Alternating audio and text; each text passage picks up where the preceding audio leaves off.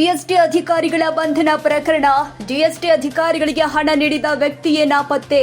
ದೂರುದಾರ ಕೇಶವ್ ತಕ್ ಸ್ನೇಹಿತ ಮುಕೇಶ್ ಜೈನ್ ನಾಪತ್ತೆ. ಜಿಎಸ್ಟಿ ಅಧಿಕಾರಿಗಳಿಗೆ ಹಣ ನೀಡಿರೋ ವ್ಯಕ್ತಿ ನಾಪತ್ತೆ. ಹಿಂದಿದೆ ಹಲವು ಅನುಮಾನ. ದೂರುದಾರ ಹಿಂದಿದ್ಯಾ ಹವಾಲಾ ವಾಸನೆ? ಜಿಎಸ್ಟಿ ಕಂಪನಿ ಹೆಸರಲ್ಲಿ ಹವಾಲಾ ದಂಧೆ ನಡೆಸಿದ್ರ ದೂರುದಾರ? ಇದೇ ಆರೋಪದ ಮೇರೆಗೆ ಜಿಎಸ್ಟಿ ಅಧಿಕಾರಿಗಳ ದಾಳಿ ಮಾಡಿ ಕೇಶವ್ ತಕ್, ಮುಕೇಶ್, ಪವನ್ ಮತ್ತು ರಾಕೇಶ್ನ ವಶಕ್ಕೆ ಪಡೆದಿದ್ರು. ಜಿಎಸ್ಟಿ ಅಧಿಕಾರಿಗಳ ಜೊತೆ ಡೀಲ್ ಮಾಡಿ ದೂರುದಾರರು ಹೊರಬಂದಿರೋ ಆರೋಪ. 3 ಕೋಟಿಗೆ ಮಾತುಕತೆ ನಡೆಸಿ 1.5 ಕೋಟಿಗೆ ಡೀಲ್. 8 ದಿನಗಳ ನಂತರ ಅಧಿಕಾರಿಗಳ ಮೇಲೆ ದೂರು. ಸದ್ಯ Mukesh Jain mobile switch off ಮಾಡಿ ನಾಪತ್ತೆ. 1.5 ಕೋಟಿ ಕೊಟ್ಟಿರೋದು ಒಪ್ಪಿಕೊಂಡ್ರೆ ದೂರುದಾರಿಗೆ ಸಂಕಷ್ಟ. ಐಟಿ ವಿಚಾರಣೆ ಭಯಕ್ಕೆ ಮೊಬೈಲ್ ಆಫ್ ಮಾಡಿ ನಾಪತ್ತೆಯಾಗಿರೋ ಶಂಕೆ.